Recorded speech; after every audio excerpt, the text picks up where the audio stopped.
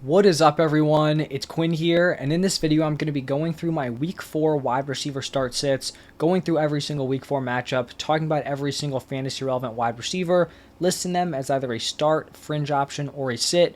The starts are going to be the players you feel very confident throwing into your lineup, typically your wide receiver 1s, your wide receiver 2s. The fringe options, you could throw them in your flex, wide receiver 3s, potentially like high-end wide receiver 4s. You may not love it, but they're suitable potentially in your lineup. If you have any fantasy questions, drop them down below. I'm going to be putting out all my start sit videos today, so you'll get the running backs. And then I'm also doing the quarterbacks and tight ends this week on Tuesday also. Just kind of shaking it up for this week, see what happens. So if you guys are interested in those, go check those out. But let's jump into the Thursday night game. We have the Lions taking on the Packers. For the Lions here, I really feel like there's one fantasy relevant wide receiver on this team. It is Amon-Ra St. Brown. Even with his toe injury, he still went out, balled out in week 3. He's a locked-in high-end wide receiver 1 rest of season. On the other side with the Packers, really hoping we get to see Christian Watson make his debut here in week 4. Jordan Love has looked really impressive without his wide receiver 1. I was really high on Christian Watson heading into the season, and that was before I thought Jordan Love would be solid. So now that Jordan Love is impressed, I think Christian Watson has an even higher ceiling. I will say that if Christian Watson misses this game, like he's missed the first 3, I think Romeo Doubs and Jayden Reed could both be bumped up to fringe plays.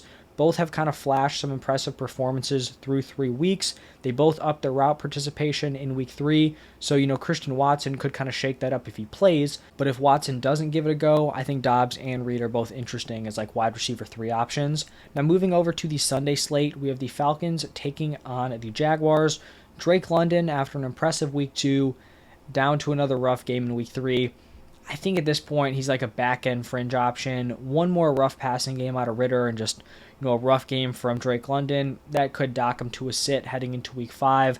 The talent is clearly there. He just needs some volume, just needs some targets. So we'll see what he can do here in week 4, but he's definitely kind of teetering on the edge of being unplayable. On the other side for the Jaguars, down game for Calvin Ridley. I still am very high on him. I think he can be a fantasy wide receiver 1. He's going to be a start for me. Christian Kirk had a solid game, got into the end zone. He's a fringe option. I think we just have to see what happens with Zay Jones here, because if Zay Jones does play, he did not play in week 3. If Zay Jones plays here in week 4, I do think that takes a hit to Christian Kirk, because Christian Kirk does not operate on 2 wide receiver sets when Zay Jones is healthy. We saw him get in those 2 wide receiver sets with Zay Jones out, so it does kind of factor in on Zay Jones here, does kind of factor in here on Christian Kirk. But that's how I'm currently viewing these wide receivers. Now in the next game, we have the Dolphins taking on the Bills. Probably the most fun matchup here in week 4. For the Dolphins, you fire up Tyreek Hill, you fire up Jalen Waddle every single week. I think Jalen Waddle is a really interesting buy low option just because the rest of these Dolphins weapons have had these huge boom weeks. Jalen Waddle misses week 3 and didn't really do anything crazy in the first 2 weeks. So if you can buy low on Waddle, I think he's a wide receiver 1 rest of season. On the other side for the Bills, Stephon Diggs obviously locked in as a start. Gabe Davis did get into the end zone in week 3, but it was his only reception. The volume is just not consistently there. He's very boomer bust, so he's definitely going to be a sit for me. Some people may argue a fringe. He's really just not the type of player I love throwing into my lineup. I like some sort of floor, and Gabe Davis does not have that. Next up, we have the Vikings taking on the Panthers. For the Vikings here, obviously Justin Jefferson, wide receiver 1 or wide receiver 2 if you like Tyreek Hill there, high-end wide receiver 1 every single week. I have Jordan Addison as a fringe option. He kind of took a little bit of a step back in week 3 just in terms of fantasy points, just because he didn't get into the end zone, but still an overall solid day. He's still operating as the wide receiver 3 in terms of routes. KJ Osborne is still running more routes than him. So until he kind of takes that leap into clear wide receiver 2 status, he's going to be a fringe option for me. But I mean, what are the Vikings looking at this point, right? Jordan Addison, 3 pretty impressive performances. KJ Osborne just isn't that guy. I'd love to see Addison take that clear step to be one of the top 2 wide receivers here in week 4. On the other side with the Panthers, I think Adam Thielen is a really interesting sell high option. Not super interested in him long term. I do think he's a fringe option though, like back end wide receiver 3, potentially like a flex option, coming off of 2 strong performances. We'll see whether it's Andy Dalton or Bryce Young. But right now I have Thielen as a fringe play, DJ Chark as a sit, even though he is coming off of a pretty decent game. Then moving over to the Broncos Bears game, this really is just like a dumpster fire matchup here. For the Broncos, I think you fire up Jerry Jeudy and Courtland Sutton as fringe plays. I think Sutton is also an interesting sell high. I view Jeudy as the wide receiver 1 rest of season, but I think both guys are wide receiver 3s going up against the Bears. Marvin Mims is a sit, but he is very interesting. The last 2 weeks hasn't been overly involved, but has had multiple different splash plays, hoping he's able to build on his usage here in week 4. On the other side for the Bears, DJ Moore kind of salvaged his fantasy performance late in the game. I think there was at one point in the second half, he was sitting there with 0 receptions. It was going to look like a huge bust game. Didn't happen. I think he ends up getting into the end zone. So solid day from DJ Moore. He's going to be a fringe option. I talked about this in the running back video. Just kind of very interested in seeing how this game shakes out because the Bears have been unbelievably bad offensively, but then the Broncos just got 70-pieced. So, like, what gives there? Is the Broncos defense going to be impressive, or are the Bears, going to have their first decent offensive game? Guess we're just going to have to wait and see to get that answer. The next matchup, we have the Ravens taking on the Browns. For the Ravens, I think you continue to fire up Zay Flowers as a strong start. Solid wide receiver 2, had his best route participation of the season. Odell Beckham, if he does play in this game, he's going to be a sit. Very disappointing usage for Rashad Bateman. So unfortunate. Don't even think I have him on the graphic, but he's going to be a sit for me also. For the Browns, Amari Cooper coming off of a solid week 3 game. He's obviously a locked-in start. It's like a wide receiver 2, maybe even working his way into wide receiver 1 territory. And then I have Elijah Moore as a fringe option. And even though Elijah Moore hasn't really been super dominant in terms of fantasy football production, he's been targeted 25 times through 3 games. I think that type of volume is definitely worth kind of throwing into your lineup if you do need him there as like a wide receiver 3 flex play. Next up, we're going to have the Steelers taking on the Texans. I think George Pickens is a nice like higher end wide receiver 3 option. Nothing crazy in week 3, but decent production. As long as Deontay's out, I think he's kind of going to be in that range. On the other side for the Texans, before the season, I really did not think this Texans wide receiver room would be very relevant at all. Through 3 weeks, we have 3 players that could be considered startable in terms of their wide receivers. I'm going to go with Tank Dell and Nico Collins as fringe options. Tank Dell has had 2 games as a starting wide receiver for this team. He had an 84% route participation in week 3. Week 2 was targeted 10 times, 7 receptions for 72 yards and a touchdown. Week 3, 7 targets, 5 receptions for 145 yards and a touchdown. He looks like the real deal, through 3 weeks. Hopefully he's able to keep this going. He's going to be a fringe play for me. And then Nico Collins took a step back in week 3, but that doesn't erase his impressive week 1 and week 2. I still think he's like a wide receiver 3 play. And then Robert Woods, honestly, he was kind of impressive through 3 weeks of the season. I just think I prefer Nico Collins, and then now you have Tank Dell emerging. Tough to want to play like the wide receiver 3 in this offense. Next up is going to be the Rams taking on the Colts, and I have both Puka Nacua and Tutu Atwell listed as starts. Even though the Rams kind of struggled on Monday Night Football, I actually thought this was kind of a great look for both Puka and Tutu. Obviously, if they both kept putting up like absurd numbers and Puka's getting targeted like 15 plus times, that would have been cool to see. But I think it was also impressive that in a game where not everything was going right, the Rams only scored 16 points. They struggled at times in the passing game. Both these guys were able to still be solid for fantasy. Puka was targeted 7 times, 5 receptions, 72 yards. Tutu went 4 for 50 on 9 targets, also had a 22-yard run. Both of these players are on very impressive 3-game streaks. Tough to call it a fluke or anything close to a fluke after 3 games. I think you fire up both of these players as very confident options in your lineup. Then for the Colts, Michael Pittman, another strong performance. He's a locked-in start. And then Josh Downs, someone I really liked heading into the season. Thought he slipped in the draft. Expected him to go a lot earlier. He's starting to carve out a role here. Probably not super relevant in like your smaller leagues with shallower starting lineups.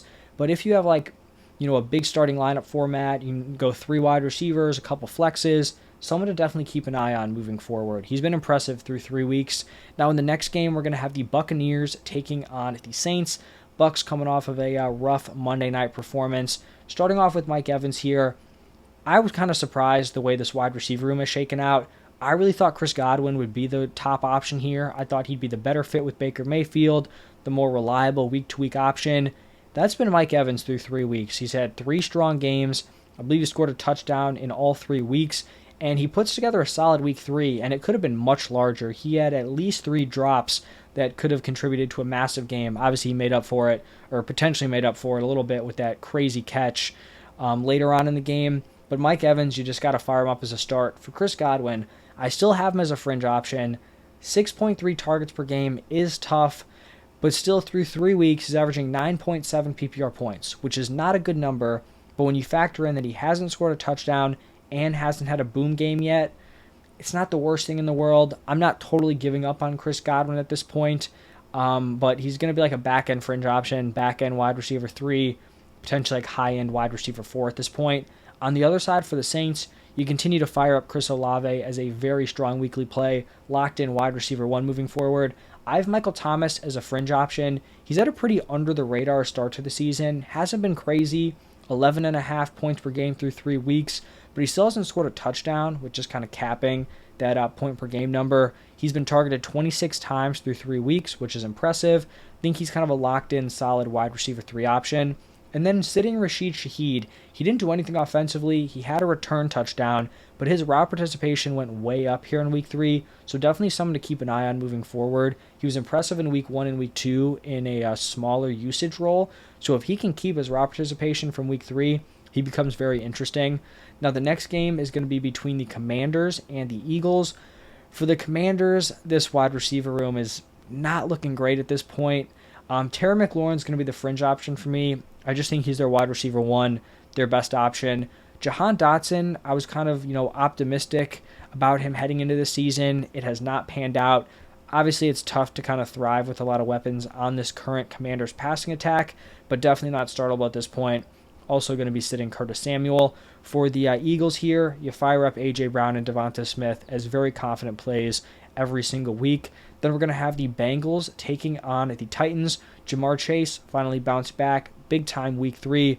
T. Higgins with the down game, had a couple of drops, not fading T. Higgins. You go back to the well, starting him as a solid wide receiver 2, and then sitting Tyler Boyd. On the other side of this matchup, you have DeAndre Hopkins, and I really wasn't a huge D-Hop guy coming into the season. Wasn't overly high on him, but I do feel like people are kind of prematurely burying him this season. I thought week 1 was really encouraging, 13 targets, 7 for 65. Week 2 and 3 haven't been great, but he's also been kind of banged up. He's been questionable heading into those games, dealing with an ankle injury. Now, obviously at his age, he's getting up there. Increased injury risk is definitely a factor and definitely a reasonable concern, but I still think he's playable as like a flex option, wide receiver 3, and if he can get healthy, he could definitely be interesting later on in the season, but I don't think, a bad week 2 and bad week 3 means he's just totally done as like a relevant fantasy option. In the next game, we're going to have the Raiders taking on the Chargers. Obviously, you fire up Devontae Adams as a great high-end wide receiver 1. I also think you fire up Jacoby Myers as a start. He missed week 2 with a concussion, but through 3 weeks, he's had 2 very impressive performances, 22 targets in those 2 games, 9 for 81 with 2 touchdowns in week 1, then 7 for 85 here in week 3. Jimmy G has really just been locked in on feeding both Adams and Jacoby Myers. I like them both as wide receiver or like top 24 wide receivers here. On the other side for the Chargers, going to be starting Keenan Allen, obviously coming off of a monster game in week 3. Very unfortunate news that Mike Williams out for the season with a torn ACL. It's a big hit to this Chargers offense. I was very high on Mike Williams. I have him on a lot of my teams. So a tough break there. Obviously very tough break for him also. I do think some people are going to, want to fire up a guy like Joshua Palmer, Quentin Johnston. I think we just kind of wait and see what happens here. I do think if you roster Quentin Johnston in redraft or dynasty, this is a positive for him. Right? There were multiple different ways for Quentin Johnston to kind of pay off this season. He could have just been so good that they had to put him in the lineup. That hadn't been the case early on in the season. But there was also pathways to Mike Williams going down or Keenan Allen going down, which could open up some playing time for Quentin Johnston. It kind of seems like that's what's kind of happened here. I still think Joshua Palmer is going to operate as the wide receiver 2, at least in the short term. Wouldn't really want to be playing him in my lineups, but Quentin Johnston, it's open for him now. He could be the wide receiver 3.